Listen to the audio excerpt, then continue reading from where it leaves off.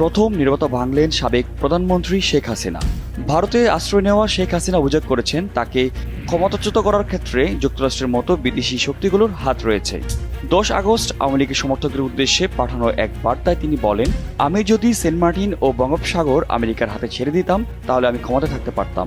পাঠানো বার্তাটি ভারতীয় গণমাধ্যম দ্য প্রিন্টে নজর এসেছে। বাংলাদেশে রাজনৈতিক সংকটের পিছনে বিদেশি শক্তির হাত আছে কিনা তা খতিয়ে দেখা হচ্ছে বলে ভারত সরকারের পক্ষ থেকে ঘোষণা দেওয়ার কয়েকদিনের মাথায় এমন কথা বললেন শেখ হাসিনা। ভারত সরকারের পক্ষ থেকে ঘোষণা দেওয়ার কয়েকদিনের মাথায় এমন কথা বললেন শেখ হাসিনা। অনেকদিন ধরেই যুক্তরাষ্ট্রের সঙ্গে শেখ হাসিনা সরকারের টানাপোড়েন চলছিল। চলতি বছরে জানুয়ারিতে অনুষ্ঠিত জাতীয় সংসদ নির্বাচনের আগে শেখ হাসিনা বলেছিলেন তিনি এক শ্বেতাঙ্গ ব্যক্তির কাছ থেকে একটি প্রস্তাব পেয়েছেন। তাকে বলা হয় বিমান ঘাঁটি করতে দেওয়ার বিনিময়ে তিনি সহজে ক্ষমতায় আসতে পারবেন। শেখ হাসিনা এ ধরনের বিদেশি শক্তির দ্বারা ব্যবহৃত না হওয়ার জন্য অন্তর্বর্তীকালীন সরকার